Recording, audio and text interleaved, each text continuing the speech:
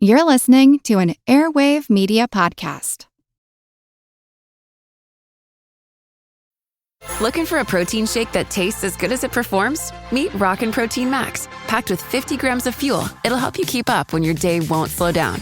And because it's always creamy and never chalky, every sip tastes great. Even better, it's lactose-free and has 0 added sugar. It's not every day you find a protein shake you actually want to finish. Catch Rockin' Protein in the dairy cooler at a store near you. Rockin' Protein and Shamrock Farms are registered trademarks of Shamrock Foods Company. This episode is brought to you by our Patreon members. Thank you so much. Join our Patreon for extra episodes, interviews, extra content, and to help support the podcast and help us continue to do the work we do. Go to patreon.com/ancienthistoryfangirl to learn more. I want more babies in the United States of America.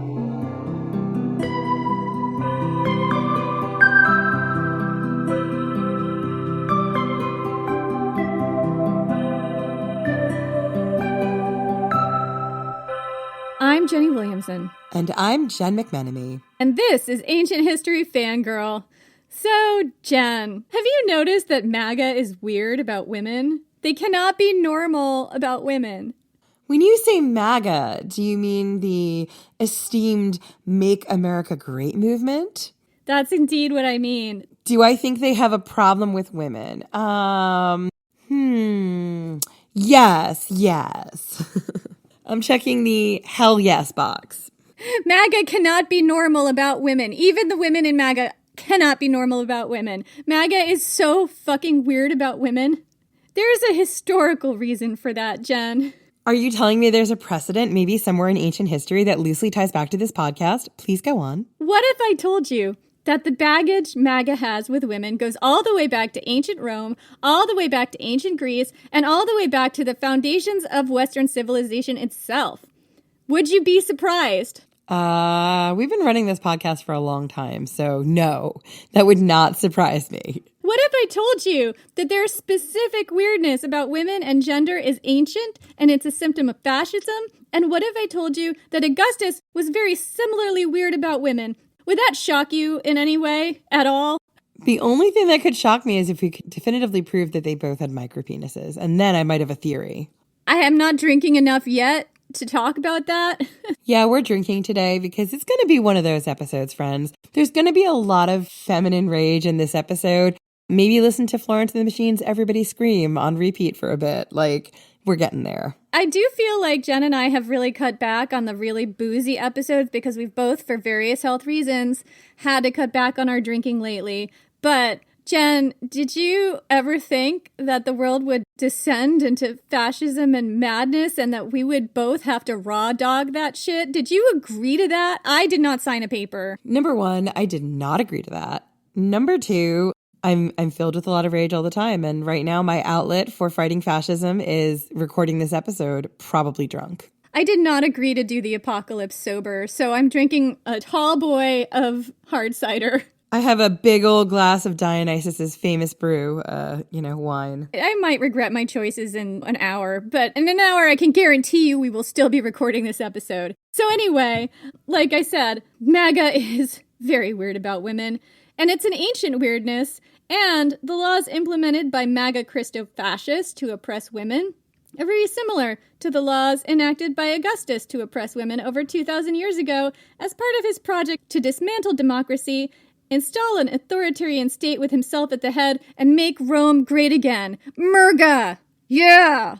Are you ready to get angry? Let's get into it! So, listener note, because everything right now in the world is incredibly chaotic and so fast moving with a lot of changes, I just want to let you know we are recording this episode on March 22nd, 2026. Things may or may not be out of date by the time you hear this. I just want everyone to know that we're doing our best to keep current, but we are not going to go back and re-record if, like, tomorrow something goes drastically different. So bear in mind that this is a time capsule episode from your favorite ancient history podcast that may or may not dip their toe into modern events every once in a while. But yeah, this is time-stamped March 22nd, 2026. Thanks for the timestamp, Jen. Yeah, one of the reasons I think I was a little hesitant to talk about modern events is because we do not work up to the minute. We can't. So this is going to be, as of March 2026. I don't know when we are dropping this off the top of my head, but maybe a couple months from now. So that's how it's going. 2 weeks ago, we started a war in Iran. So,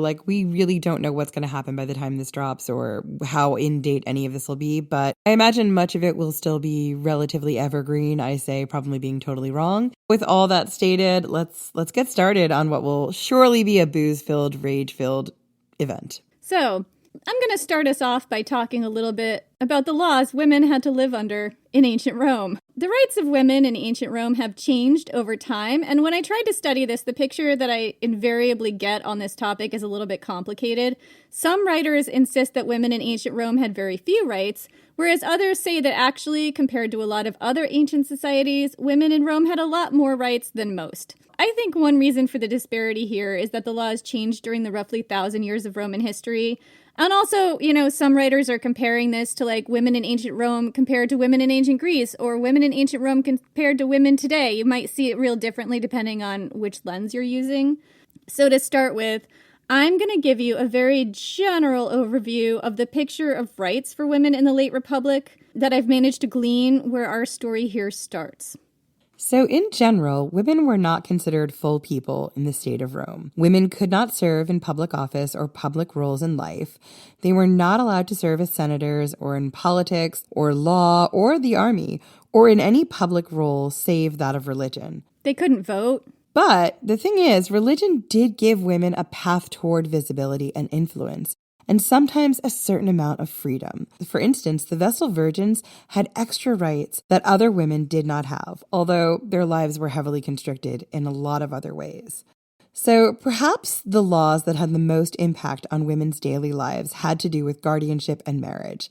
Women were more or less supposed to live under the control of a man their whole lives, either a father or a husband, although it could also be another male relative too. And yeah, of course, Jenny, because single women having any kind of power and agency, that's terrifying to these men. We're going to get into why single women were so scary to fascists in particular. Is it because they're horny and they have no stake in the world? Is that it? And should we all just be scared of the childless cat and dog ladies? Indeed, Jen. Anyway, in the early Republic, when a woman married, she passed from her father's control to her husband's under a type of marriage called cum manu, or with hand. Under this type of marriage, a woman passed from the guardianship of her father to that of her husband, or, if the husband was still underage, which happens sometimes, to her father-in-law. She basically belonged to her husband's house, both ritually and legally. All her property was his to control, including her inheritance. Husbands under this type of marriage also had other fun powers over their wives. Tell us about it. Well, they could sell her into slavery to pay his debts or kill her if they found her committing adultery. Yeah, because the punishment for adultery should clearly be death. Only if you're a woman, and when a man married, he got one free murder. That's kind of how it worked. Hey, what a great time to be alive and have a dick. Ew. But around the time of the late Republic, a different kind of marriage was becoming more popular, sine manu, without hand. Under this kind of marriage, the woman stayed technically under her father's control when she married, even though she would move into her husband's house. Now, according to most scholars, this type of marriage gave women more freedom. The man with life or death control over the woman's life wasn't the one she lived with. That, in itself, was kind of freeing. At least it's depicted that way. Yeah. Also, women in these marriages had more legal standing to keep an inheritance separate from their husband's control. Women in these marriages gained legal independence, not when their husband died, as was the case in cum manu marriages, but when their father died, which ideally would be sooner because ideally the father would be older than the woman's husband. Again, ideally. Remember, sometimes these women married very old men. And women in these marriages retained control of their dowry. And that's really important, right? Women had that ability to retain their dowry. And I can't say which marriage would be worse, but I mean, in theory, your dad should hopefully love you enough that if your husband was the worst, he would demand that you divorce and you'd be out of his household and back in your dad's household. But who knows? can't guarantee that. Well, that's it. That's what I said. Who knows? Your dad could also be the worst, and he still exerts this control over you and now your husband. Then there is no freedom or break from your family if it's not a great family. Exactly. And we do see instances in the history where men, and this is usually either the emperor or some other very, high-ranking aristocratic man, would force their daughter to get divorced and marry somebody else, sometimes against the daughter's will. This happened to Tiberius, for example. They could do it to sons as well. So, you really are at the mercy of who your dad is and who your husband is as a woman. I guess it's fine if you have a really good relationship with your dad. I mean, I don't even know if it's fine. It's kind of a questionable statement anyway. Well, I think the reality is this. I guess it's fine if the family is on the same page, right? Think about what they're trying to build here with these laws. I want to just add, it's not that it's fine. I think that's the wrong word. It's that it's a better scenario when, I think is what I'm trying to express. Look, none of this is fine because a lot of times these are very exploitive and abusive situations. But these laws in particular to me seem to be laws about the power of a family. If you and your father are on the same page about this marriage, right? You're going to marry this person for the good of your family, the name of your family, the power of your family, then it makes a lot of sense because it's about the advancement of your family going forward, even if it's a shitty situation.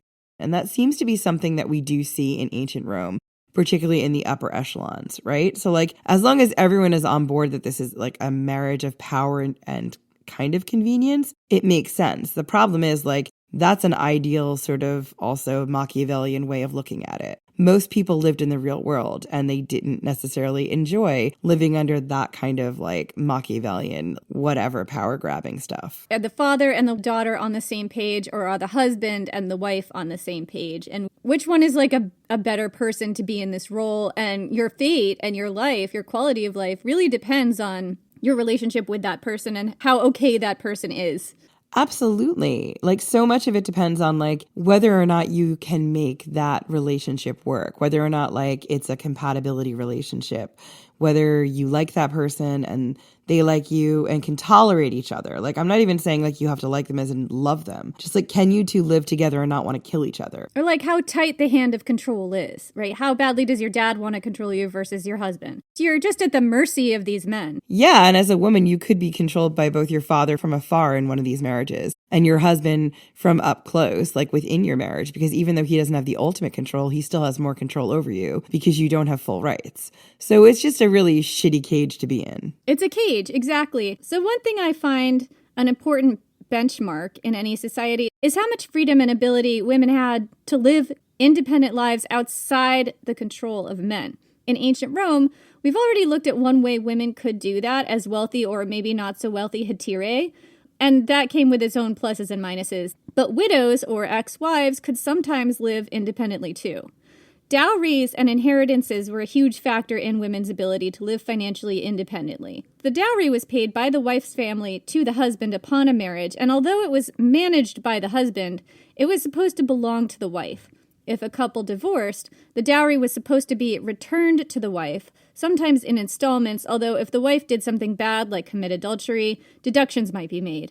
So women wouldn't be destitute if a marriage didn't work out. And of course, this mostly applies to well-off families.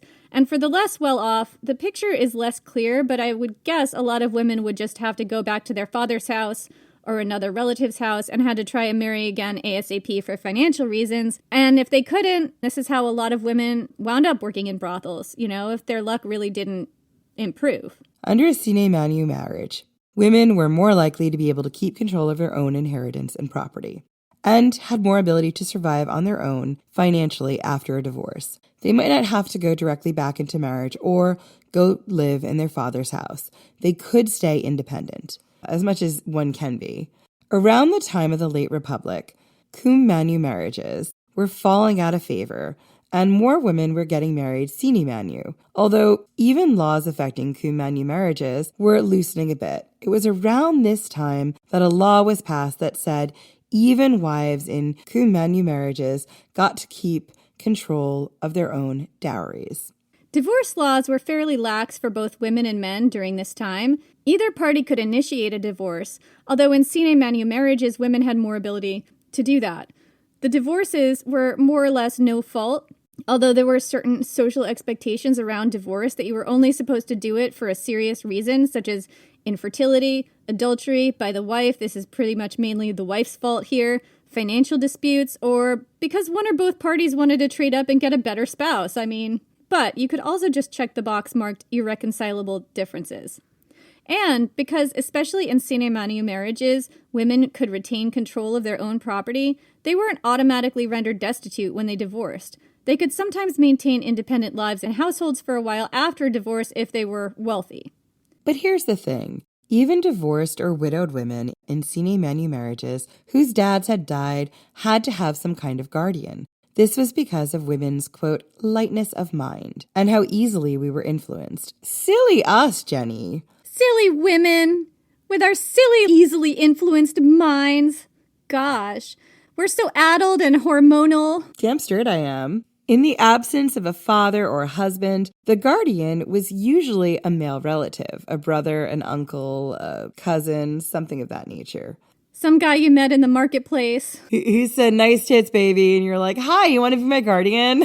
Romance. So the guardian's powers were generally limited. He could not control the woman's private life or marry her off or spend her money. And if the woman felt the guardian was too controlling, there were legal avenues to replace him. It sounds like a conservatorship, kind of. It's kind of like that. I think the guardian had to sign off on, major financial decisions the woman made, or I didn't get a huge picture about exactly how it worked, but something like that. Kind of like women getting loans before the 70s. And probably after 2026, but moving on. We'll get into that, don't worry. So Cicero wrote about women who dominated their guardians and kept them, quote, under their thumbs. And about husbands who granted wives the ability to choose their own guardians in their wills. It's quite possible that, for many wealthy women, the guardian didn't constrain their lives much at all and existed only to provide legal approval for things a man had to approve in her life.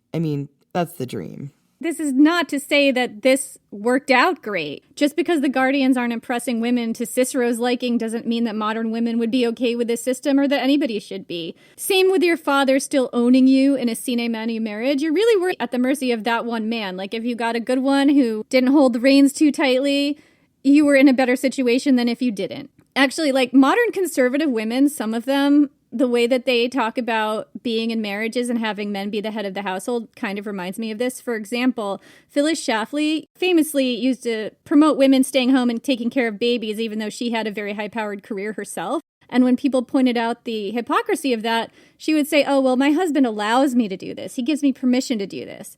So, he still has headship over the family. And of course, what that means is if you're lucky enough to have a husband who allows you to go to school and have a career, that's one thing. But if you don't, you're just at the mercy of this man, which is what I think feminism fights against. I guess is that not too big a swing to take? I feel like that's what it's supposed to do, but what do I know? What do we know? We're just silly women. I'm just a silly woman with a lightness of whatever. Lightness of brain, Jen. Our brains are light. My brain is very heavy. I don't know about your brain, but my brain feels very heavy. I think you need a guardian. The only male relative I have here currently is my dog, so I guess he could be in charge of me. Can you get your dog to be your guardian? This is a really great question. My dog and the cats that you foster are living their best lives because they have somehow convinced us to work hard and cater to all of their needs, and they don't have to do anything but enjoy a good life. Therefore, they are the evolved life form, and we are just their servants. No, that's true.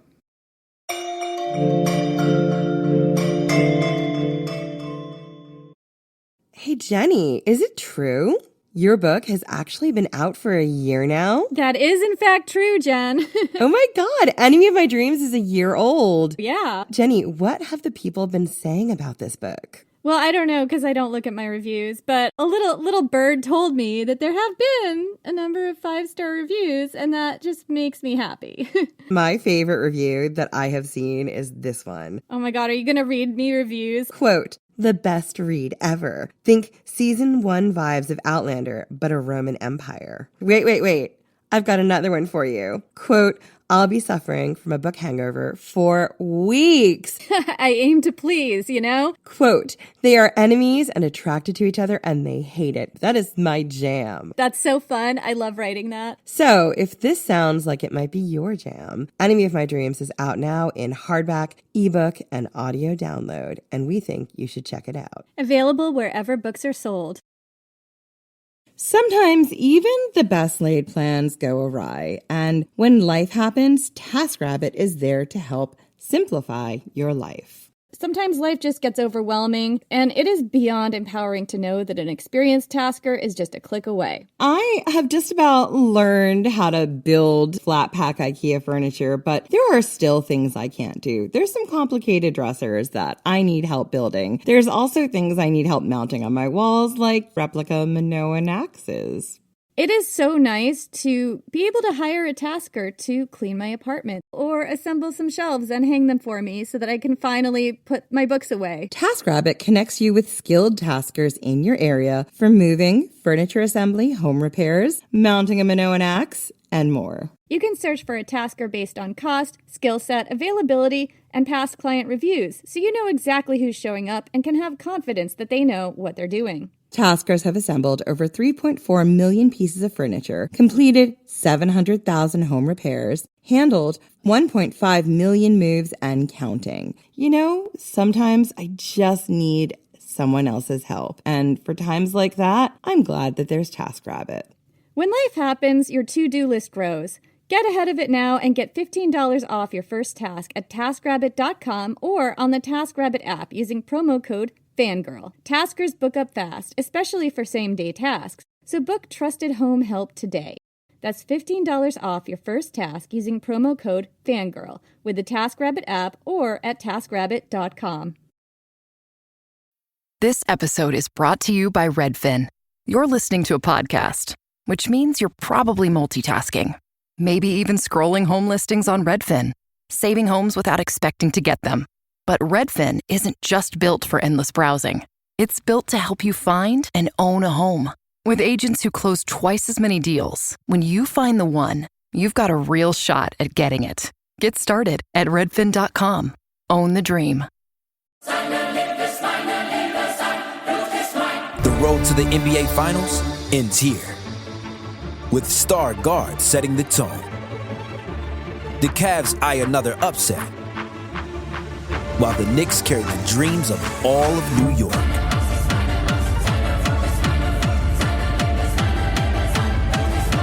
The Eastern Conference Finals continue on ESPN and ABC.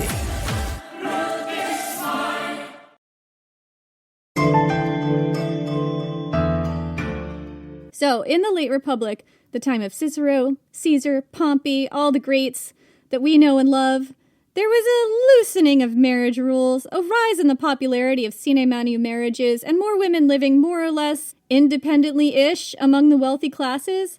Also, while women weren't allowed to hold power directly, there were a lot of women around in this time who operated behind the scenes as kind of fixers for their husbands. Women could improve their own circumstances by managing, guiding, and helping the men they were tied to, usually a husband or maybe a son, rise in their own fortunes. Many women served as the power behind the throne of powerful men in this time, and you read about a lot of these women, right?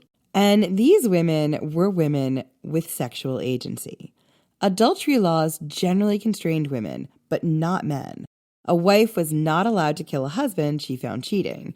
And there were whole classes of women, slaves, heterae, with whom it wasn't even classed as adultery if a married man slept with them. But in the late Republic, we get kind of an informal picture of women who did what they wanted in terms of taking lovers, and husbands who didn't really mind. We get a sense of a lot of power couples in the late Roman Republic who married for political gain, used each other to get ahead, but who also did whatever they wanted in terms of sleeping around. Sometimes both sexes slept around for political gain too. And there were probably couples that encouraged each other to do it for their mutual benefit. I mean, they like to swing. They like to swing, and it was swinging for power and profit, Jen. Yeah, and pleasure. Don't forget about the pleasure. I also think these are people a lot of times who are maybe not sexually compatible with each other. And they're like, right, we need to have a kid. We need to stay together because our families like need this like bond. But realistically, you do your thing on the down low. I'll do my thing on the down low. And as long as we're both like, you know, not making a spectacle, we can enjoy our lives. Like, what's wrong with that?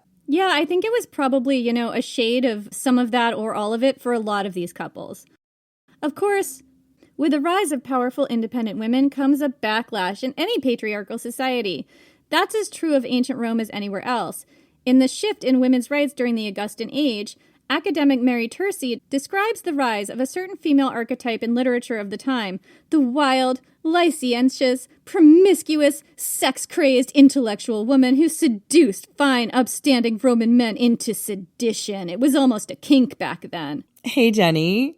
Do you think that could be like what I do now? Like, could that be like my title? The wild, licentious, promiscuous, sex-crazed intellectual woman who seduces fine, upstanding men? Can I be that? Can that be my job title? Into sedition specifically. You would need kind of a big business card, or it would have to be printed in small font. Really small font I wouldn't be able to read because I'm not as young as I used to be. Anyway, so I'm going to read you this quote from Mary Tursi's article. Quote, hence, three of the most influential writers of the Augustan age, Cicero, Sallust, and Ovid, attributed women to being sex-crazed, rendering them wild and uncontrollable. Cicero and Sallust specifically blamed a sex-crazed woman for the downfalls of a sensible man. Ovid instead gave a broader overview, claiming that women were easily controlled by their sex drive. Despite the different approaches, all three writers saw women as sex-driven and wild, a drastic comparison to the comparative rationality associated with Roman men. This does strike me as wishful thinking just a tad. Oh, yeah. And also that they're just so sex wild and whatever that they're going to bone any of these losers. When your survival is tied to whatever man you're associated with, yeah, I guess you're just like, I just have to go out and get the next one and jump off this sinking ship. You do, right? Like, I mean, that's the thing that we a lot of times don't think about. And I feel like it's one of those things where it's really easy to, because of the way the patriarchy and because of the way like a lot of our morality is set up, it's these women who are placed in this position, as we can see, because of a rigged system. They have to continually rely on these unreliable men in situations that could change on a whim. Like they always have to be ready to jump on whatever the next thing is that's going to save their life. And, you know, it's easy to see them as being like licentious or villainous or like duplicitous. It's like, no, the system is fucked and they're doing their best to survive. This is what they have to do. If they had more agency, could control their own money and their own bodies and their own rights and sometimes even where they live, then this wouldn't be something they have to do.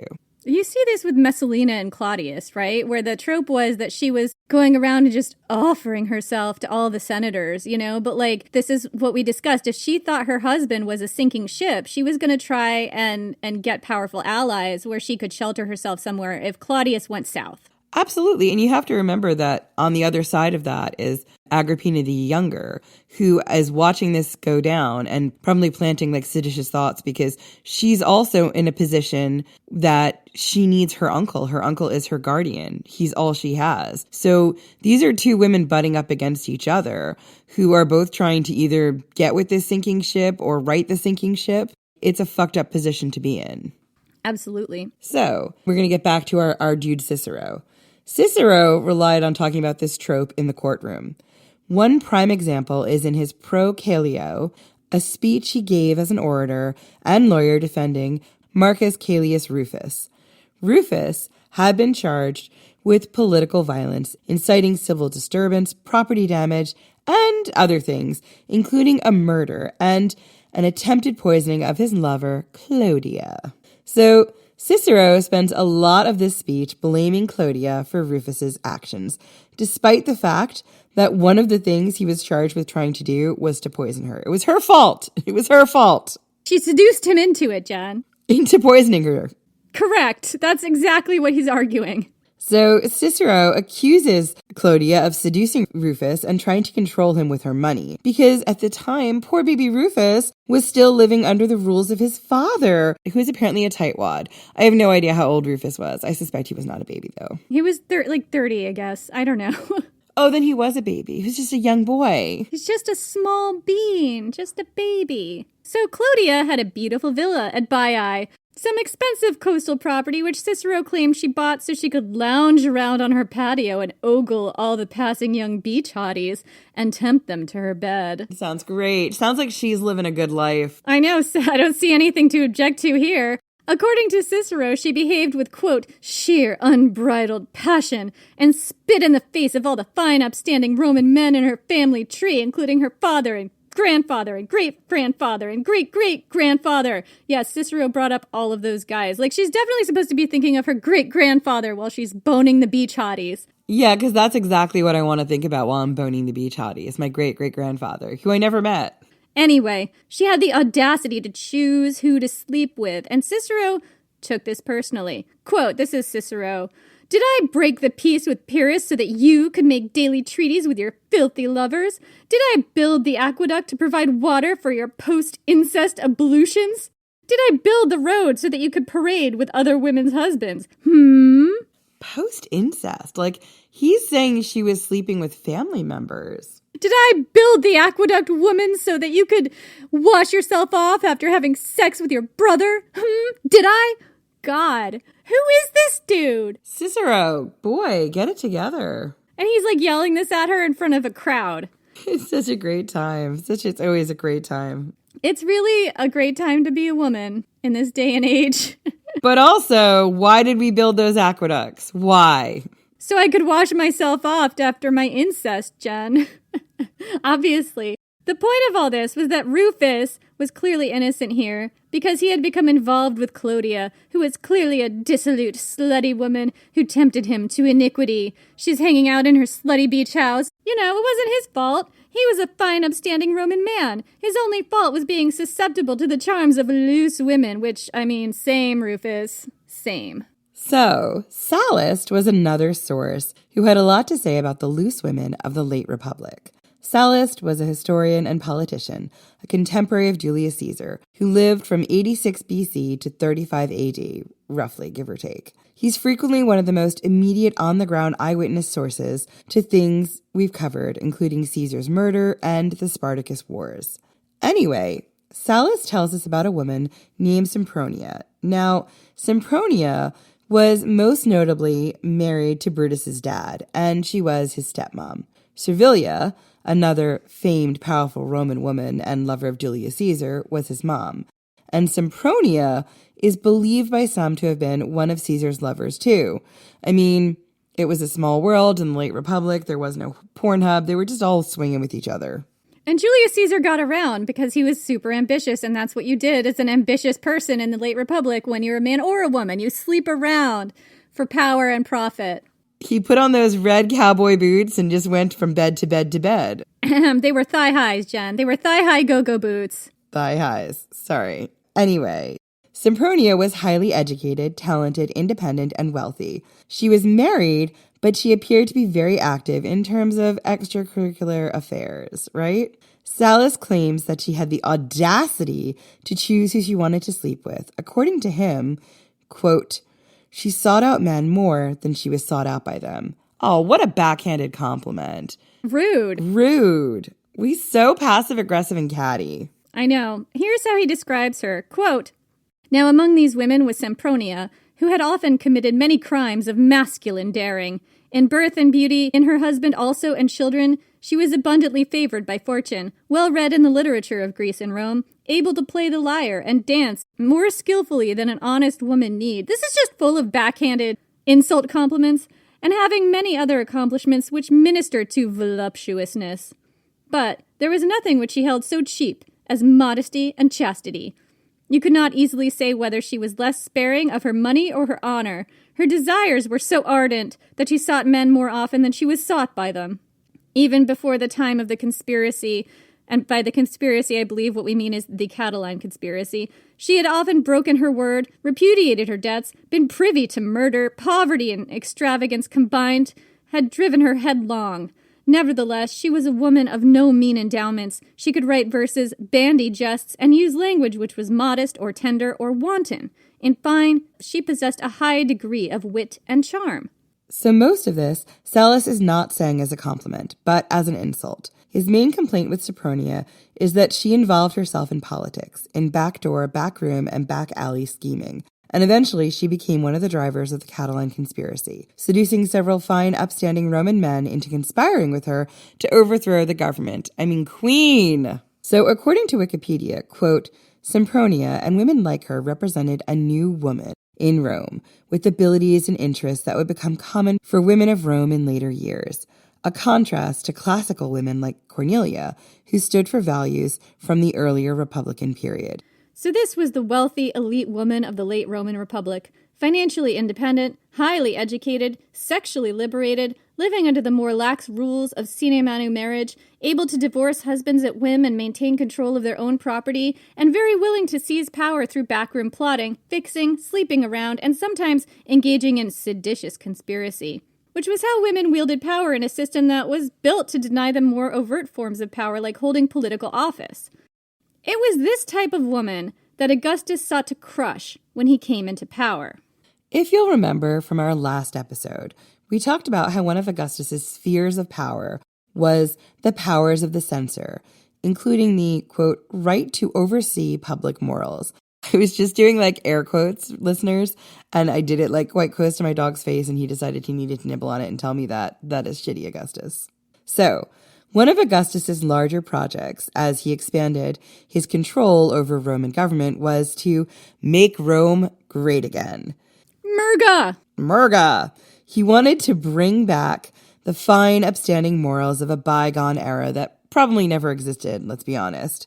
A golden era of Roman greatness, which mainly existed in his imagination and which he felt the populace had strayed from because, it's difficult to live up to someone else's imaginary ideals. So, this was part of Augustus's larger empire-building project, which involved establishing a new mythos of Rome. Augustus had a concept of how Rome used to be and how far it had fallen from that ideal. Generally, traditional Roman values included trustworthiness, piety, veneration of the homeland, discipline and self-control, gravitas, and virtue. I love saying the word gravitas. It's such a stupid word. Make Rome great again. Murga is in the house. So notice that the one Roman value missing from this list is no kings.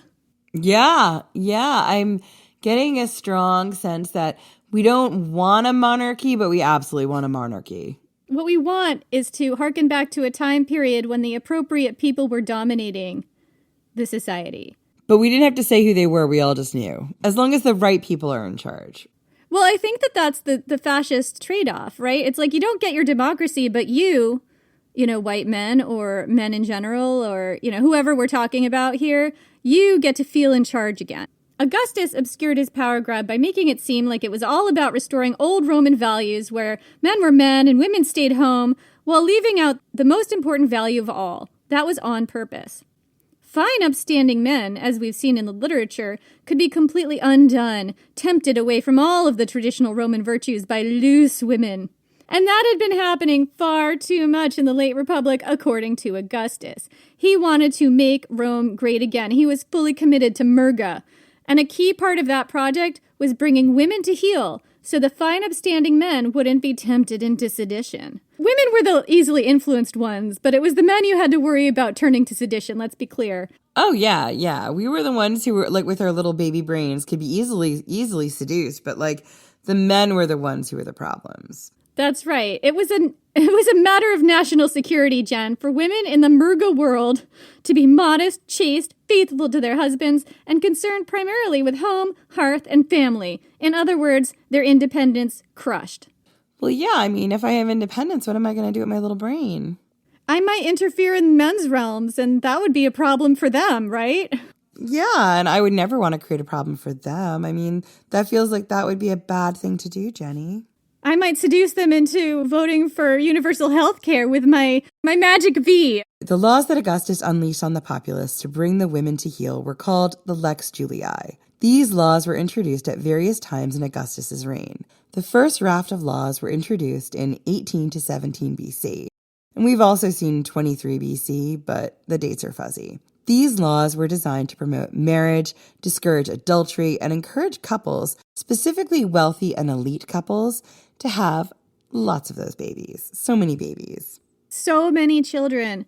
Because it wasn't about having lots of kids. It was about the right people having lots of kids. Absolutely. See early eugenics here.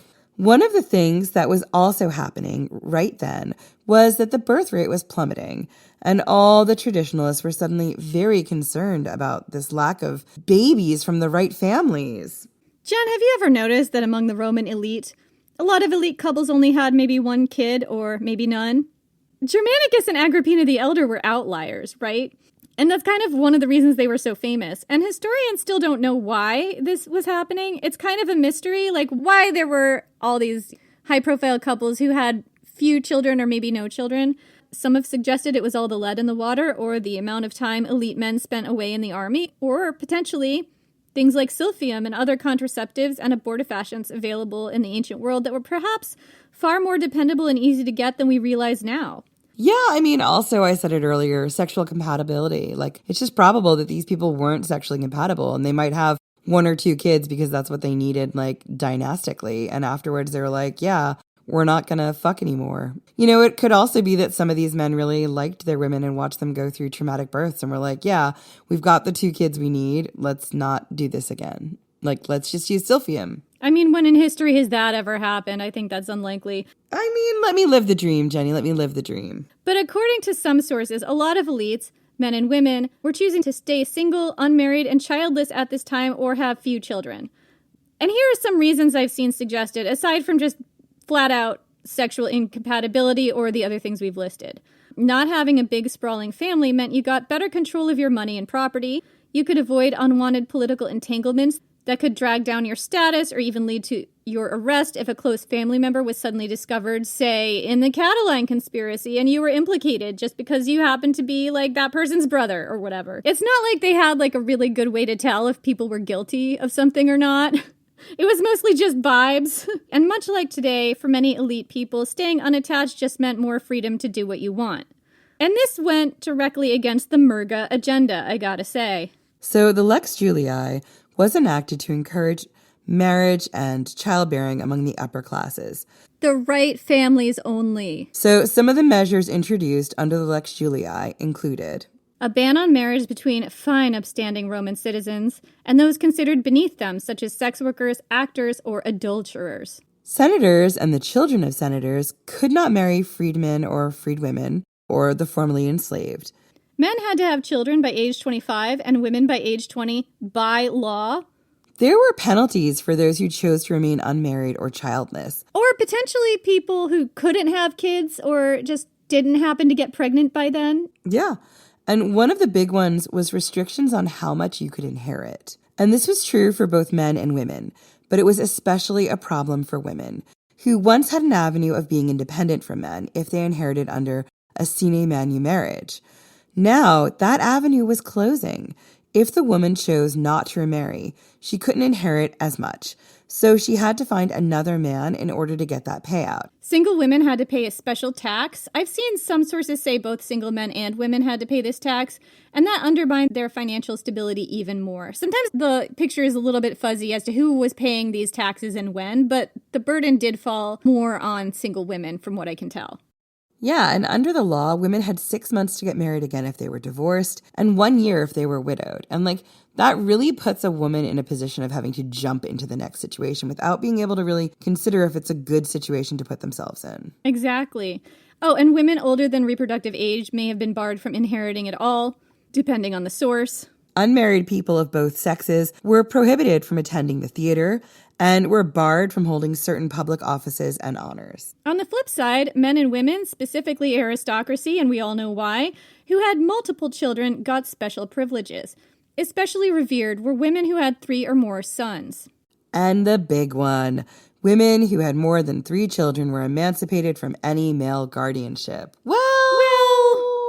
So I've seen some sources describe these rules as a mixed bag for women's rights because of that last one. Women with more than 3 children were emancipated and didn't have to have a guardian at all. I've seen some writers refer to this as sort of proto-feminist, right? Which every time I read that, I throw up a little bit in my mouth. The argument is that that was more freedom than any woman got in the late Republic, even in sine manu marriages. That's the argument. Sure, But like, that's a lot of like risk you're taking to have 3 or more children in this time period. But what if those women were already married? It's not like the husband was going to consider himself not the head of the household because his wife had all these kids, right? So how much freedom did these women really have unless they were divorced or widowed? And if they stayed single after all that, they still couldn't inherit their whole inheritance. So how independent could they really be? It's like the laws are giving with one hand and taking away with the other. It's not like you could just pop out 4 kids and then go live by yourself by the sea in a beautiful house, absent any male control in your life at all, not having to raise your children because you're an aristocrat. Yeah, and I really see this as not exactly a whim for women's rights, because if you don't want kids or you don't want that many kids, or, you know, you're with a man you're sexually incompatible with, you don't want to have like 5 kids with him, being forced to have them is obviously really terrible. It's a horrific physical and bodily violation. And like Jen said, it's a gigantic health risk. Regardless of what happens with guardianship later, it's almost not worth it, in my opinion. It's also dangling this much coveted no guardianship status in front of women who comply with the patriarchy. It's like if it was offered only to trad wives. Like, you can vote, but only if you're a trad wife with 6 kids. Sure, women could gain a certain type of freedom if they complied with the agenda and became trad wives, but then they're already trad wives. So, like, how much freedom is that freedom anyway?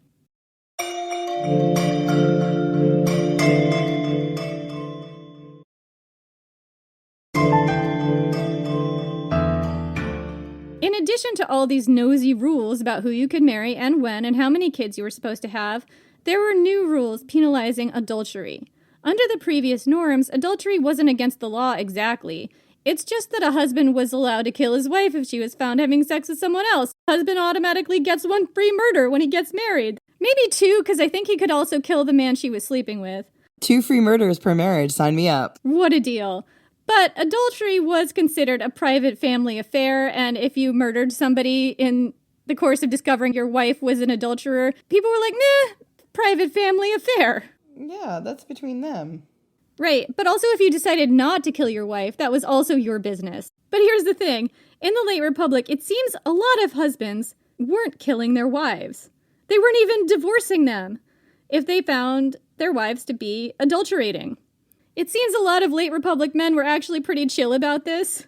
And maybe, as we've both speculated, both wives and husbands were adopting a mutually approved strategy of seducing their way to the top, or maybe they just weren't that sexually compatible and they were both like, listen, we're just going to pop out the one heir and then go our separate ways. Augustus saw this as a problem. Yeah, because somehow he needs to be weird about what's going on in your bedroom. He has to be so weird about what's going on in the bedroom. And actually, this is a little bit of a side quest, but I think one of the reasons is that Augustus had been thwarted by a few powerful women in his life. For example, Fulvia and Cleopatra. And I think he had a real chip on his shoulder about it, and a real chip on his shoulder about specifically high-powered women going around doing these backroom deals, sleeping their way to the top, and undermining his agenda sometimes.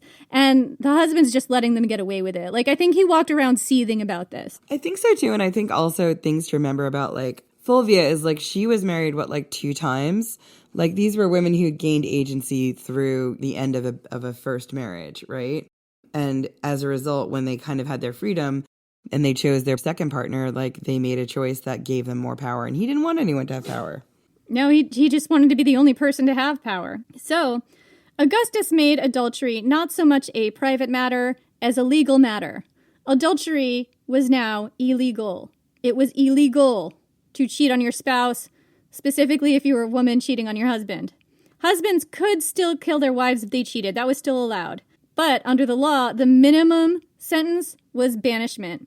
Women and their adulterous partners would be banished to 2 separate islands by law. Some of their property was also confiscated. This is regardless of what the husband wanted to do about it.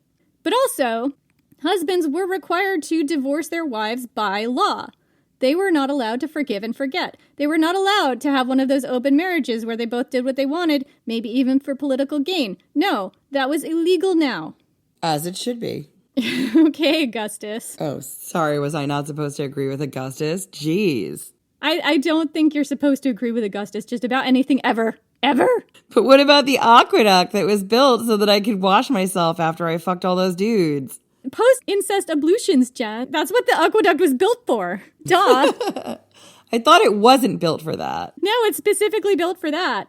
So before we get to how this law was interpreted, how the populace received and accepted this law, and its repercussions in Augustus's own family and personal life, let's take a little detour to compare this to things happening today in the U.S., shall we? So, Jen, there are more than 8 billion people on planet Earth, and the human population is not, in fact, falling.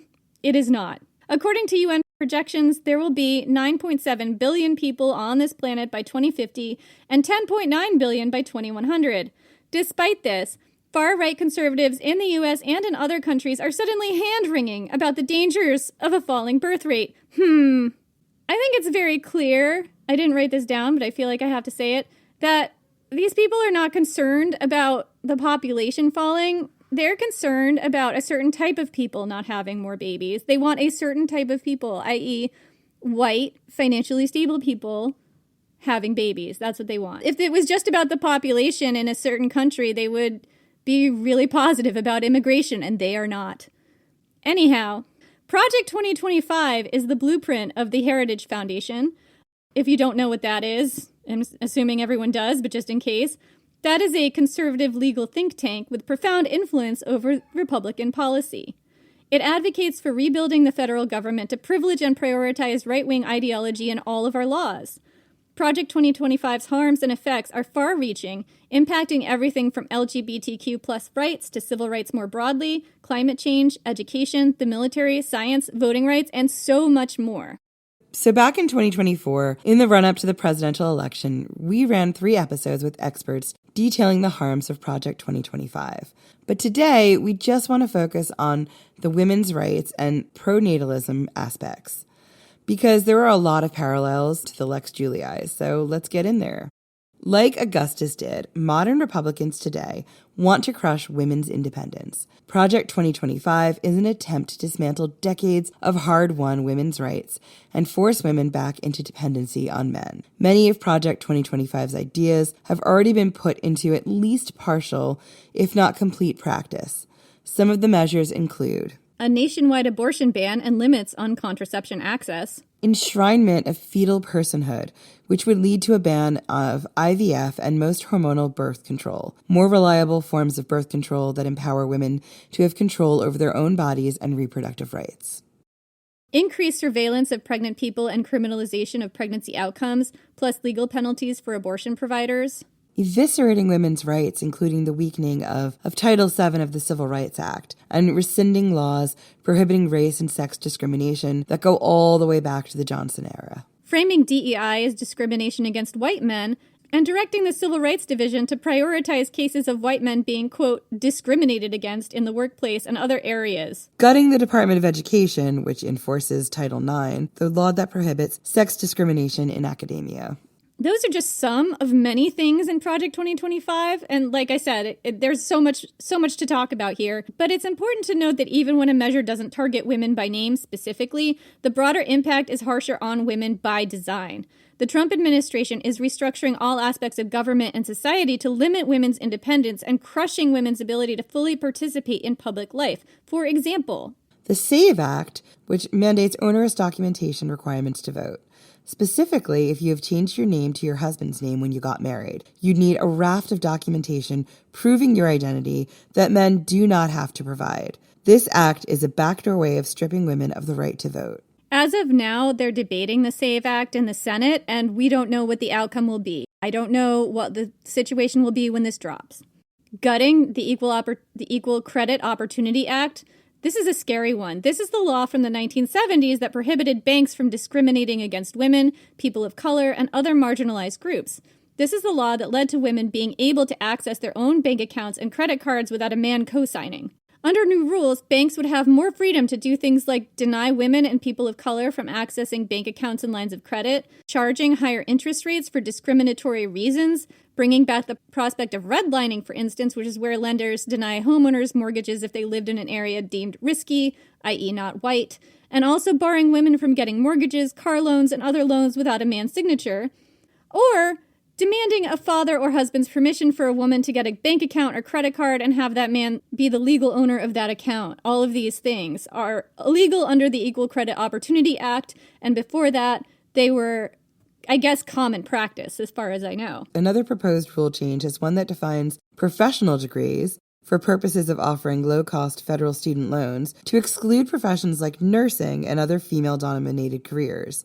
Under the new rules, those who want to study in these areas would not be allowed to borrow higher amounts of money at lower interest, effectively blocking all but the wealthiest from accessing these degrees. And this rule disproportionately targets female-dominated careers. I'm assuming things like nursing and teaching, which are criminally underpaid and also like underserved. We desperately need teachers and nurses, so that's fucked. Here's another one. A strong pushback against federal subsidies for childcare. Childcare in the U.S. costs thousands of dollars a month.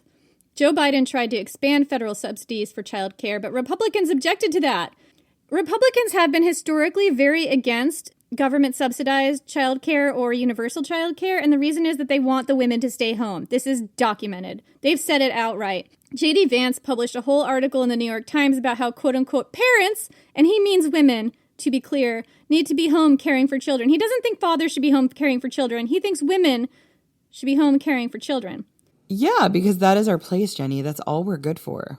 J.D. Vance has also demeaned women without children as, quote, childless cat ladies with no investment in the future. I mean, we don't care about the future, do we, Jen? No. No, I don't care about the future. I have no desire to leave this planet better than how I found it. I just want to continually fuck it up and literally drain lakes for my AI data centers. Wait, what? I said that. Me?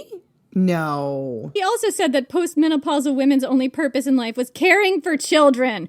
Ugh. Because God forbid we let postmenopausal women show us their wisdom and show us what it was like to fucking organize and teach and everything else and get out there in fucking Minnesota and deliver meals to people who needed it who couldn't leave their houses.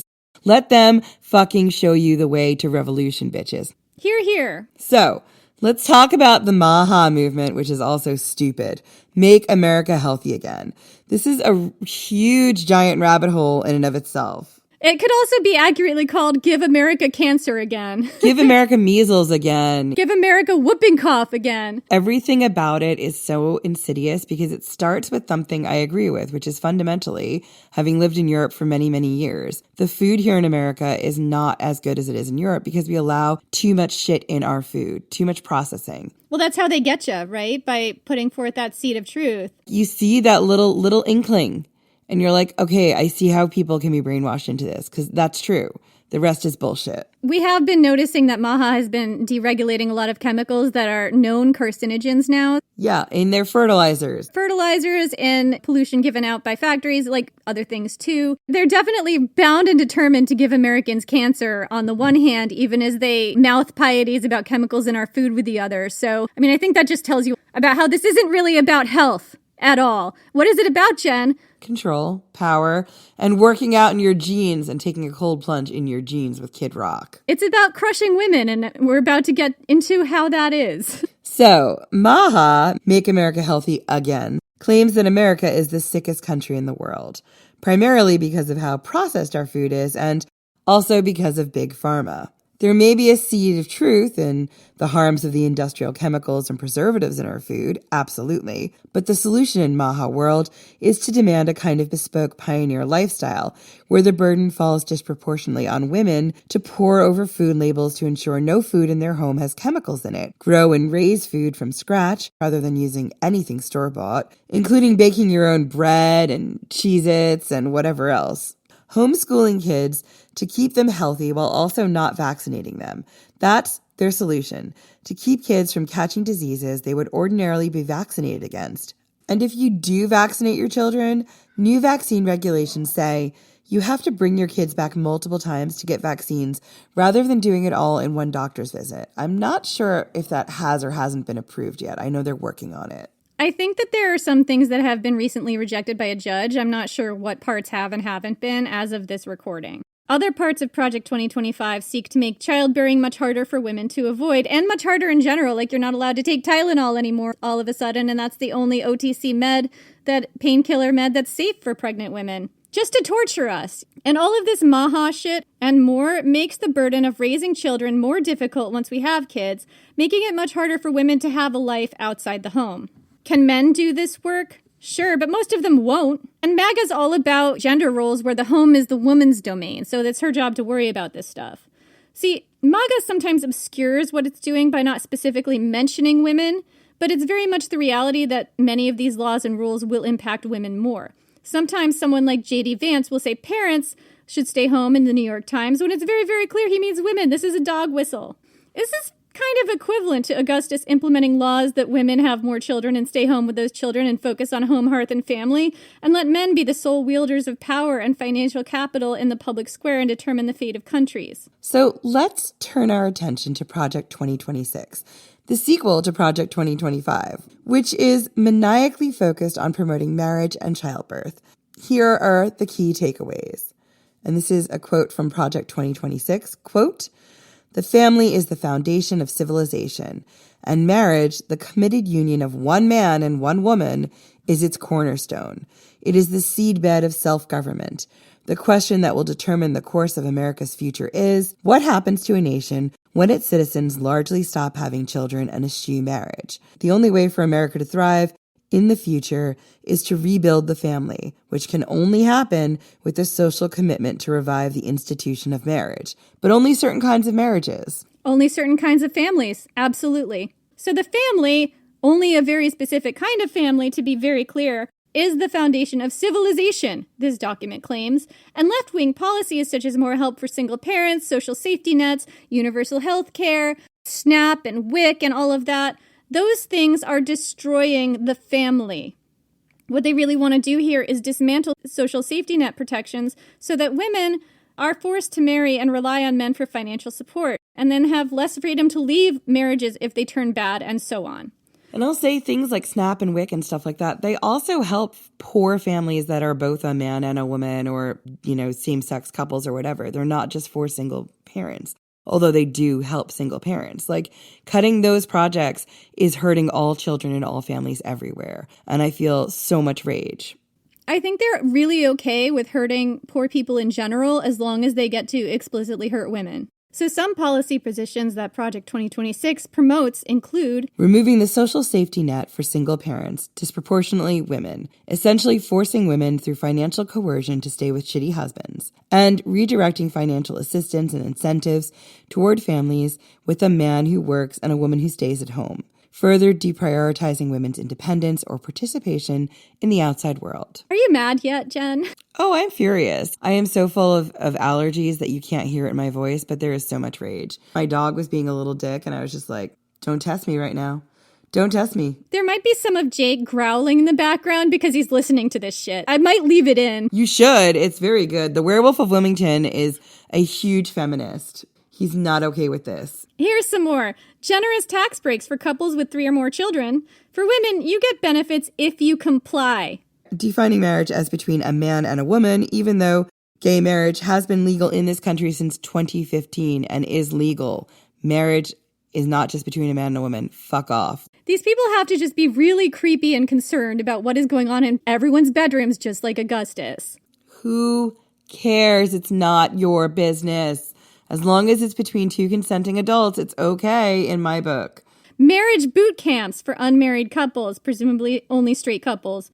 Okay, so I'm a little confused about this because before I got married, and this was a long time ago, I did get married by a minister. And one of the things that a lot of Christian religions do, for right or wrong, is in general, the person who's marrying you does want to meet with you. And usually you do some kind of premarital counseling. Mine was very informal because I was getting married by a friend of my mom's, and we talked through some stuff about marriage and our views on things. And the person marrying us wanted to make sure that we seemed compatible. And so in a way, I felt like that was not a bad thing for me. There was no boot camp. Like I know in like Catholic religion, if I had been married in a Catholic church, there's like different things you do before you're married, like including reading the names of the people being married in their local parishes so that like, and this goes back to like a long, long time ago. So if you found out that someone was getting married but was already married, you could essentially be like, hold on a second, I object. But I know that a lot of religions have some kind of premarital sort of counseling boot camp.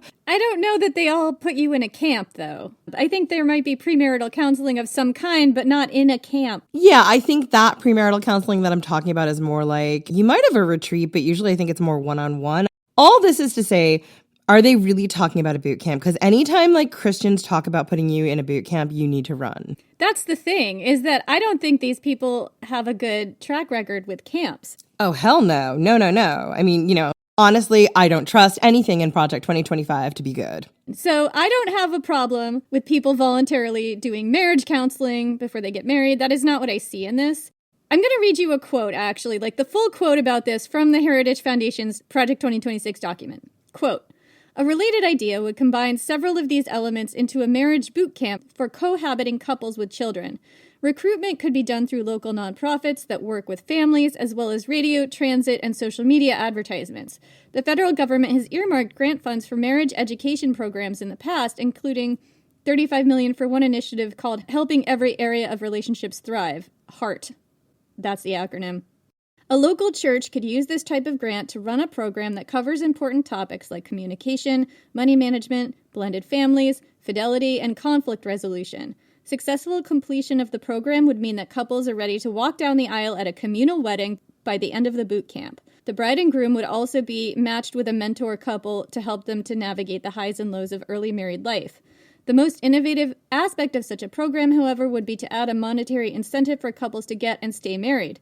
For example, each couple that completes the program could receive a wedding bonus of up to $5,000 on their wedding day to be paid through foundations or private donors, not government funds.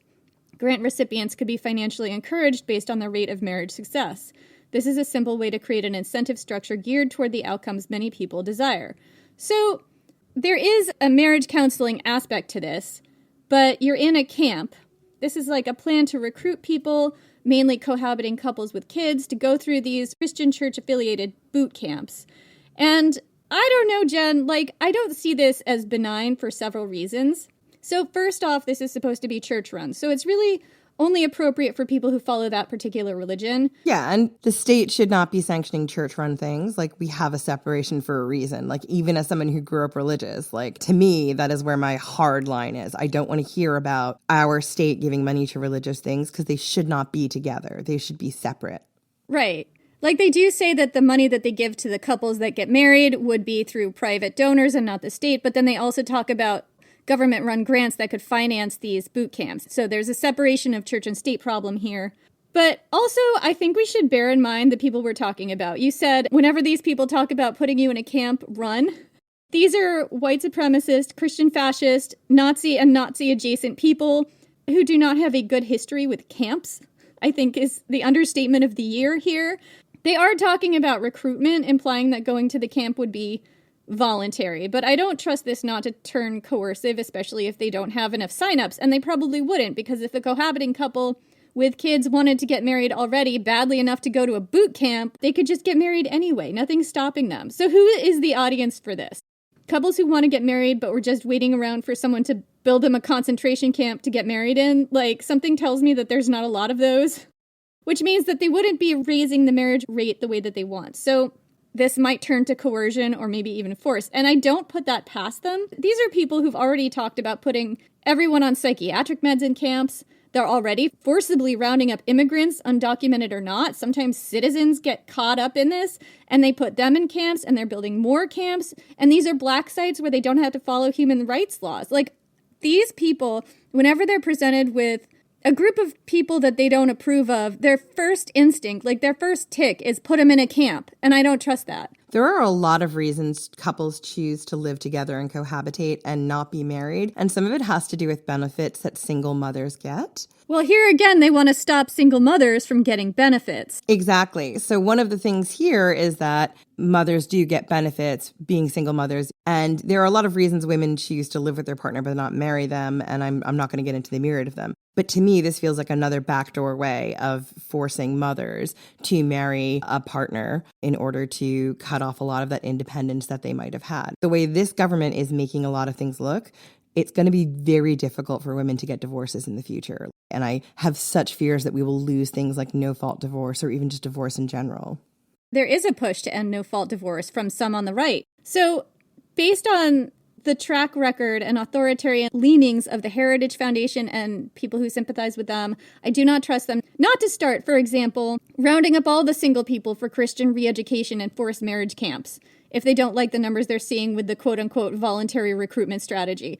But as Jen pointed out, there could also be other coercive things involved in this, like they cut off benefits for single people so that now you have to get married. Or, for example, you can only access other benefits, like, for example, Medicaid if you go through a marriage re-education camp. Or, SNAP or WIC or things like that. They could make various government benefits dependent on that and dependent on if you are getting married to the partner that you had a baby with, even if you don't want to marry that person. I also think these people are overly fond of camps, and it squicks me out. Yeah, and I think one of the things to remember is a lot of times certain benefits like WIC and SNAP and Medicaid have to do with you making a very small amount of money. If you marry your partner, you may or may not then qualify for those benefits because you may now be making slightly too much for a family of 2 or 3 or whatever. So there are many reasons. Again, healthcare is outrageous and not every job offers it. So it's not as if you can marry your partner and get his healthcare or her healthcare because they may not be getting it either. I think everybody knows that. Well, more for our international listeners. But yes, all I'm saying is I can see where there was a kernel of something that might be good, but I also see the coercion in it because a lot of times, they're telling you how bad the first few years are and all this stuff. And it's to sort of make you feel like you must turn to your partner and God for whatever, as opposed to maybe seeing some red flags that could be there too. What really strikes out is how much control is trying to wrest away from women, whether they choose to be married or choose to be single, by this idea of these marriage boot camps in quotation marks, because it does seem like it is trying to strip something from women, some autonomy. I'm literally thinking of my sister-in-law. My sister-in-law didn't marry Greg for a few years because he had no health insurance. And the only way that my niece could be covered, and my niece was very sick with asthma, was if she was a single mom cohabitating with him,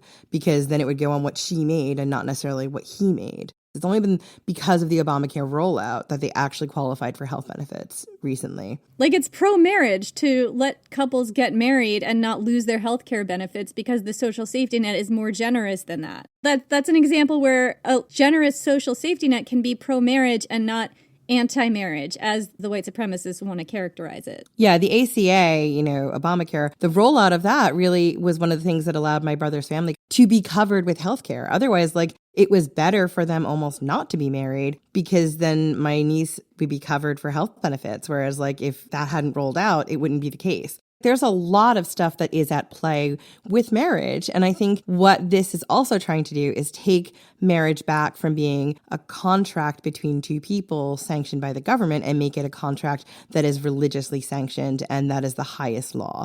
And that women are forced into out of financial need. There are all kinds of ways you can change the social safety net that would encourage marriage that doesn't involve taking away other means of support for single mothers. Absolutely. And I do think that so much of what is going on here is about control. And so much of also what is going on here is about putting God above state. And I'm not here to yuck anybody's religion, but I do think that we are built on a separation of church and state for a lot of reasons. And one of that is to protect everyone. Personally, I feel that we should have a generous social safety net no matter what, and that it shouldn't incentivize you to marry or not marry. I think if you decide to marry, that's a personal decision, and you should do it or not do it based on what's right for you and not because of your benefits. I've been married for many years to someone in another country, and we both said one of the things that we wish was different was we could have been together in the same country without needing to be married first.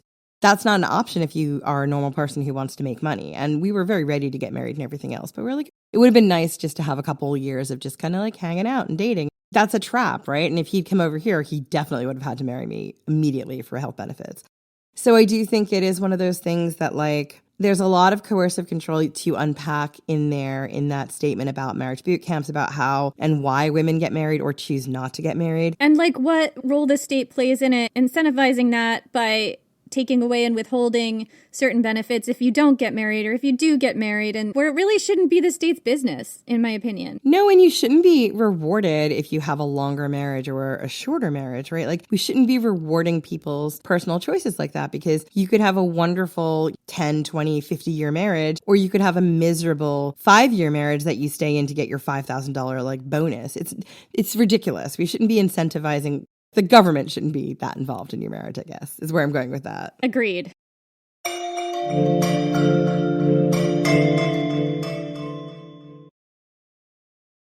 Looking to see what's happening around your home? Ring's Battery Doorbell helps you track packages and see who's at your door in real time.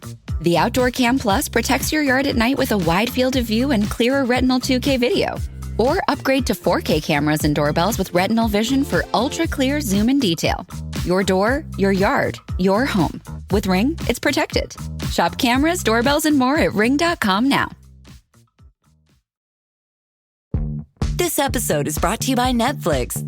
The Four Seasons is back for season 2, starring Tina Fey, Will Forte, Coleman Domingo, Marco Calvani, Carrie Kenny Silver, and Erica Henningsen. After a difficult year, your favorite group of friends continues their tradition of vacationing together, now with a baby in tow.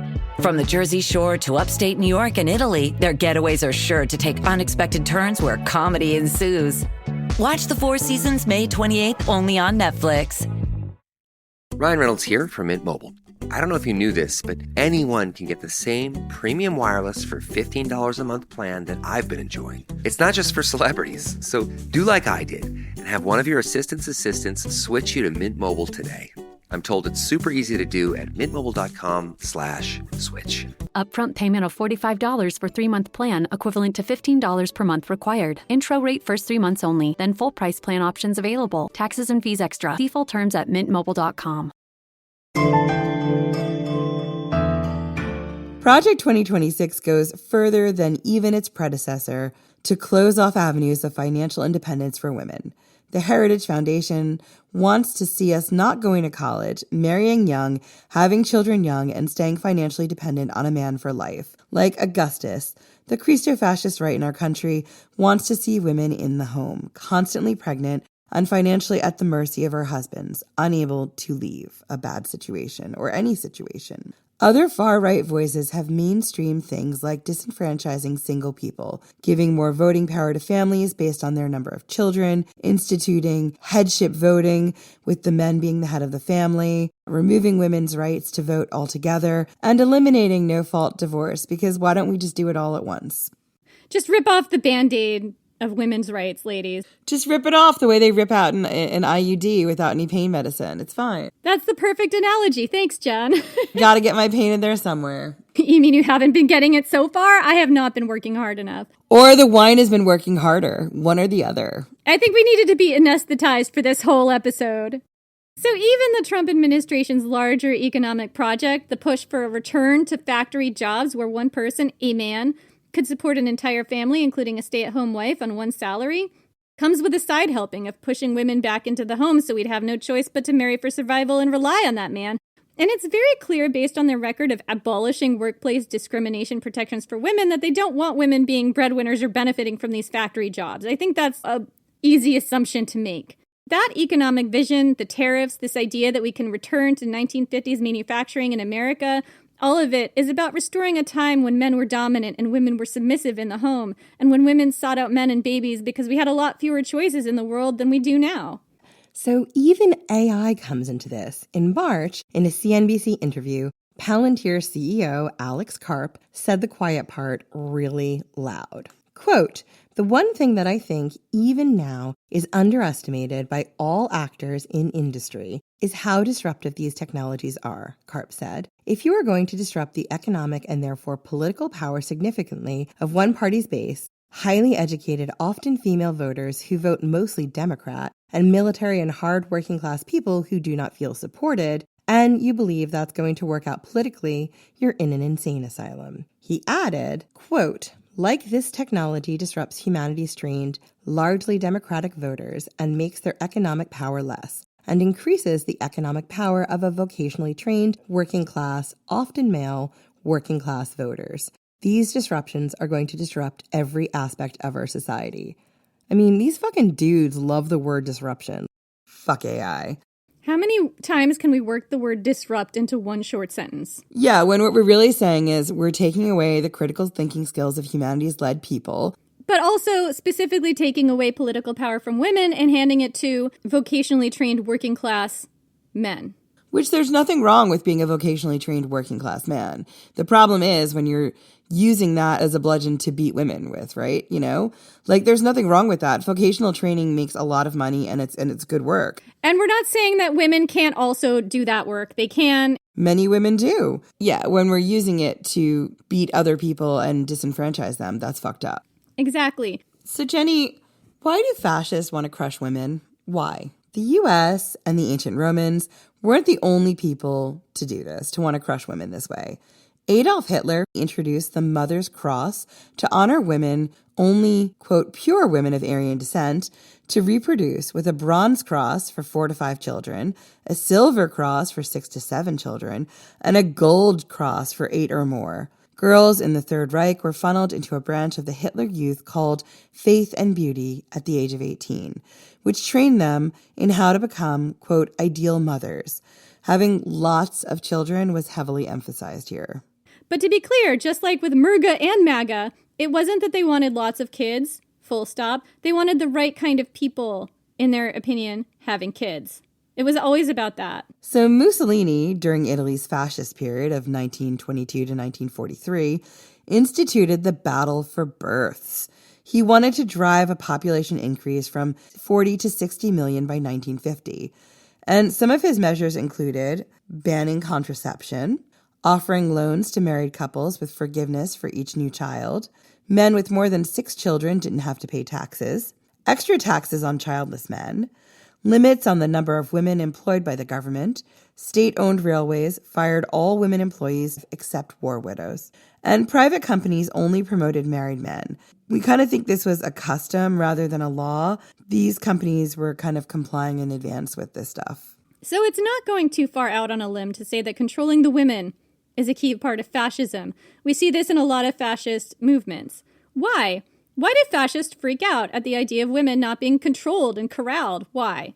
In my opinion, it all goes back to Aristotle, who folded an idea of sexual hierarchy into what he considered the natural order of the polis, or state. See, Aristotle lived in the 300s BC, which was at the very beginning of the city-state, the Western city-state, you know, when people were trying to figure out how to live and rule and organize more complex societies in the West. Not saying that they didn't do that in other places at different times. Oppression of women has been built into that project from the beginning. According to him, people are like organs serving a body. Each type of person in a society had to conform to separate roles to allow a state or community to reach its highest function.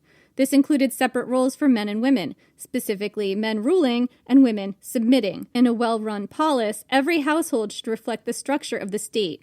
Like a monarch or other authority ruling the state, the husband should rule in the home as well as in public life. Women were seen as less rational than men and thus needed to be ruled by them. I just threw up in my mouth a little bit. I just need a moment. Oh, come on, Jenny. That's because you're less rational. If you were more rational, you wouldn't throw up in your mouth. You'd throw up on the floor. And then I'd have to clean it up, which is my role as a woman. Well, yes, as a woman, unfortunately, you do get fucked both ways. But you know. But not in the fun way, let's be clear. Never in the fun way. Maybe in the fun way. In fact, Aristotle's household hierarchy described 3 dyads that were essential to civic order: master and slave, father and child, and husband and wife. Men were at the top of all 3. Shocker. Aristotle described women's main contribution to civic life to be the production and raising of children, so their husbands could be free to pursue, quote-unquote, public virtue. Women could not pursue public virtue, i.e., have any power outside of the house. No. Bad. Naughty. So Aristotle was describing an early form of fascism as his polis state. Like slavery, fascism has been baked into the foundations of civilization and of democracy from the very beginning. Even in modern times, fascist societies are obsessed with hierarchies, and those hierarchies must extend all the way into the home for the polis to function to the best of its ability. That's the lore.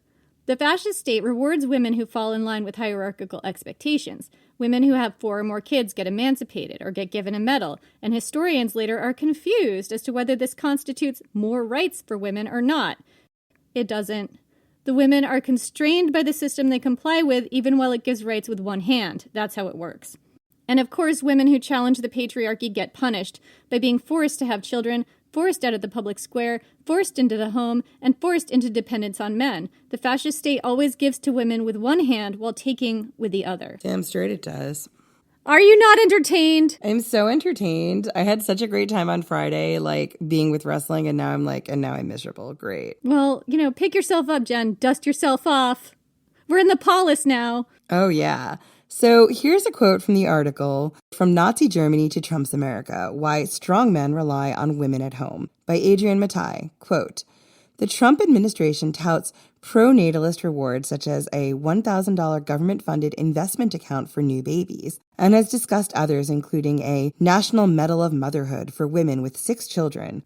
Sounds familiar. Well, Vice President J.D. Vance cried, I want more babies in the United States of America, at an anti-abortion rally in early 2025. Republicans in Congress plotted eliminating federal tax credits for daycare and other supports that enable women's workforce participation, an effort to control women's social roles. Fuck you. Fascist states often justify their heightened social control by calling back to a hazy, mythic past when everything was great. White men were at the top of the hierarchy, and everyone knew their place. It involved men being dominant and women being confined to the home, hearth, and family, dominated. In various times, it also involved punishing other groups, such as racial minorities, religious minorities, gay and trans people, and others who might have accumulated quote-unquote too many rights, and whom the fascists would like to see put back in their subordinate places.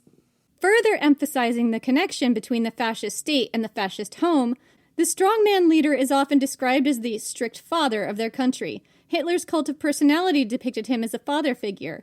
Augustus was seen as a father figure as well. One of his Senate-bestowed titles was Pater Patriae, or Father of the Country. Perhaps the most cringy example of this is in the U.S., where numerous figures of the MAGA right, from Lauren Boebert to Kid Rock to Tucker Carlson and more, have called Donald Trump Daddy. Ew. Fascist regimes depend on male authority extending all the way into the home, where dominant fathers and subservient mothers start grooming children early to live in a strong hierarchical society. It primes them to see submission as stability, which is exactly the project Augustus was enacting when he took control of Rome's silly, tempestuous, hormone-addled, light-brained, easily influenced democracy. Gender identity has not evolved much since ancient Greece and Rome. I think that's not a big swing. Even today, male gender identity involves domination of women by definition. Gender as dominance. And this is an offshoot, but not really. I really see the male loneliness epidemic as men having a gender identity crisis. This is like one of the first generations in millennia where women don't have to be with a man in order to have a life. There are a lot of men, not all men obviously, but many men who are struggling with what their gender is. If they can't dominate women, are they a man? And this might also apply to if I can't dominate gay people, if I can't dominate people of color, if I can't dominate these other people I've been conditioned to see as people who should be subservient to me. Am I really a man? This is obviously why you get so many boys attracted to ultra-masculine people performing that, at least, like Andrew Tate. But it's also why you get the MAGA movement, which at its core is about all kinds of social grievances. And the grievance over women not being dominated by men, not needing men, that's a big one. Nazi propagandist Joseph Goebbels has something to add here. Shocker. Everyone sit down! A Nazi's got something to add about women. It's not going to be great. A woman's, quote, most glorious duty is to give children to her people and nation. Children who can continue the line of generations and who guarantee the immortality of the nation. That is a sentiment with which Augustus, Hitler, Donald Trump, and all of his supporters would no doubt agree. So let's get back to that article by Adrienne Matai, Why Strongmen Rely on Women at Home. One thing she pointed out was that sometimes fascist governments offered certain kinds of women status that they didn't feel they could get in more liberal cultures, that offered them freedom more broadly. From the article, quote, Fascist pronatalist policy depends on the veneer of white Christian family values, a strategy that echoes Schultz-Klink's work. Gertrude Schultz-Klink was an influential female Nazi in Germany's Third Reich. As Nazi Germany's proto-influencer, promoting a sweet, soft life of Kinder, Küche, Kirche, I'm probably mispronounced the German there, that is, children, kitchen, and church. When interviewed, Schultz-Klink insisted that she and her female colleagues had nothing to do with concentration camps, genocide, or political doctrine, that they barely knew about these things. We're just silly women. We have lightness of brain. We're easily influenced. I don't know. I added that part. Instead, Schultz-Klink made domestic and reproductive duty feel prestigious rather than peremptory, helping, quote within the quote, the Nazi Party make ordinary women feel valued in a way that other women in more liberal parties didn't. I mean, it's all about how we can convince ourselves to oppress ourselves by trading in all of our rights for a tiny bit of power now, as opposed to continuing the battle. I think that one thing I hear in this is like some traditionalist women. I'm not including everybody who chooses to be a stay-at-home mom in this. I'm not including everybody in that at all. I'm talking about, conservative women who see it as a choice that ought to be elevated over other people's choices. I get a sense that people like that really want to feel like their choice should allocate more status on them than childless cat ladies or women who choose to have kids and a career or women who just make other choices, whatever those choices are. They want their choice to give them a certain status that they don't feel they're being accorded over other women. Sure, because it's got to do with this idea, particularly amongst women, that we're all chasing this validation, right? And that validation and the stuff that we are given credit for, particularly as women, we do a lot of thankless emotional labor. These are women who are doing a lot of thankless emotional labor where there is no reward for doing that thing.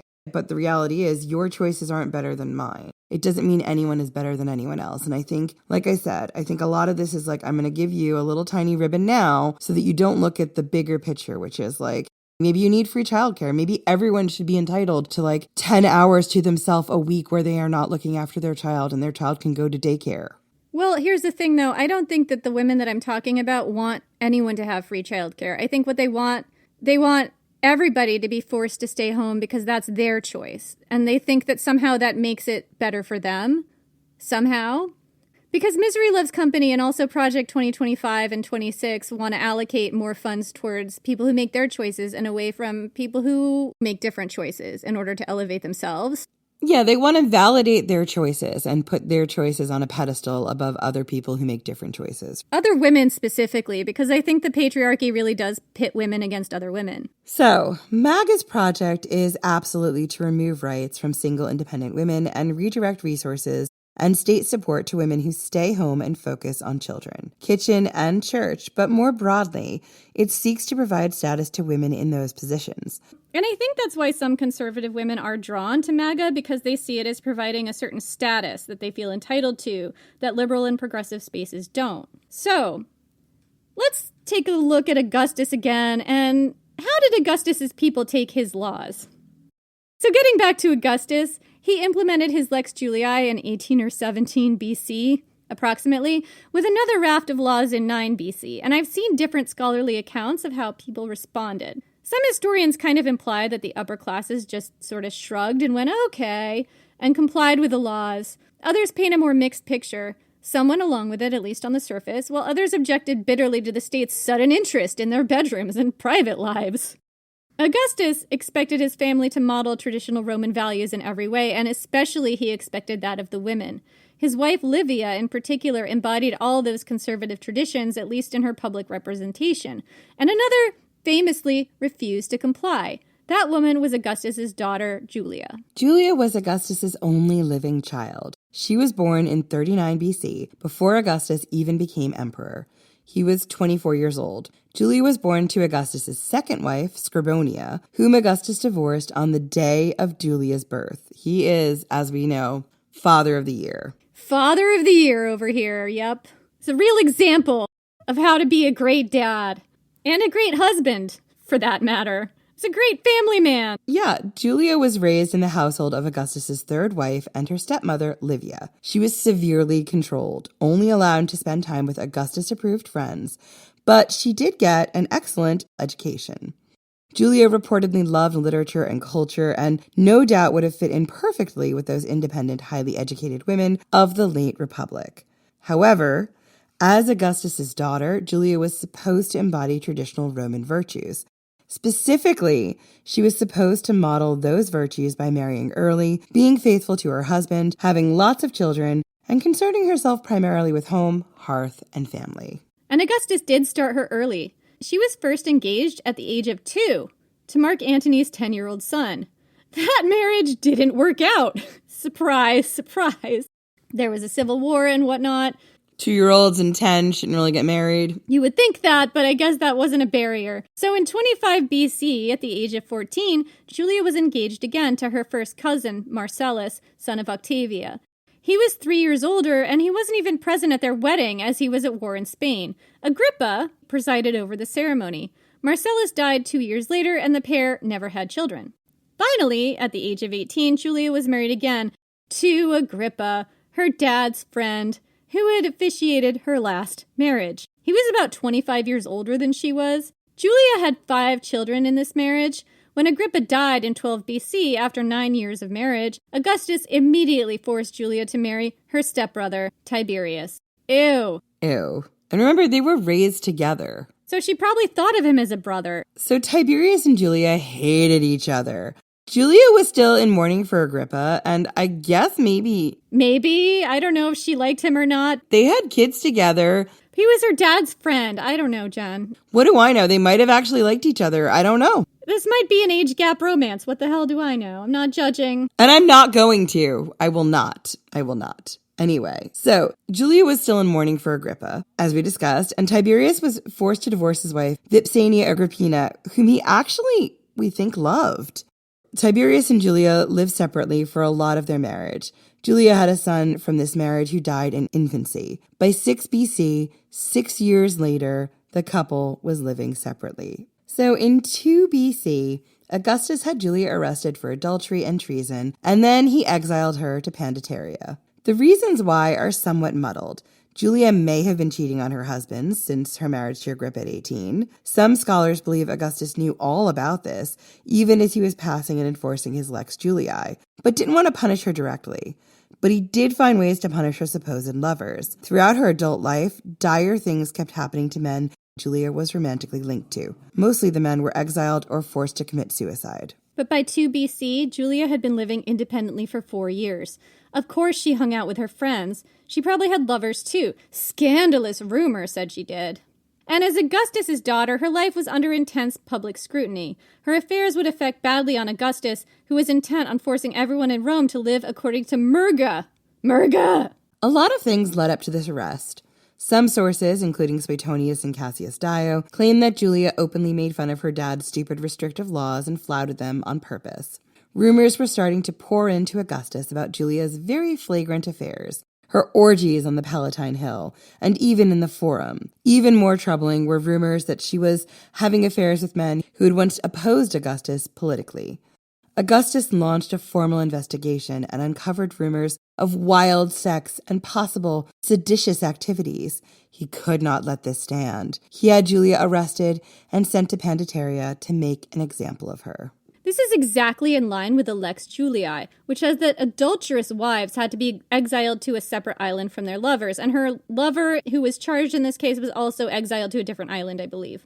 Pandateria was an island of less than a single square mile, and she was forced to live a Spartan lifestyle there, forbidden any visitors not Augustus approved, and even forbidden wine.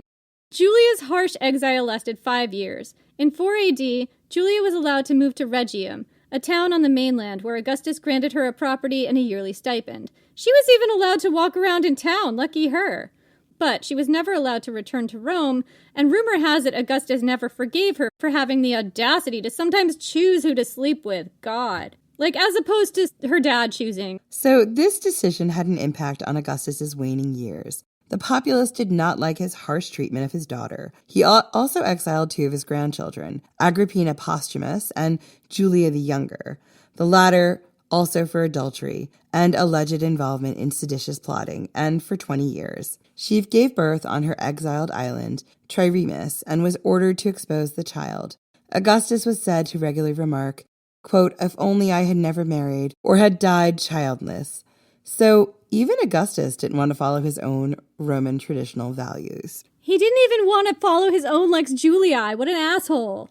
Yeah, and now we have to deal with the consequences of your brain dump here in 2026. So that's it for this week. Yeah, we're going to cover some more women. I call them like the imperial women of ancient Rome, the imperial women of ancient Mar-a-Lago. I've been dying to do this episode for years, and Jenny's like, go wild. So get ready, guys. So much gossip. We're going to dig into how the Lex Juliae affected them, who bucked against tradition, who thought they were being trailblazers, but actually were falling right into Augustus's trap. Join us next week for whatever horrors we unleash upon you next.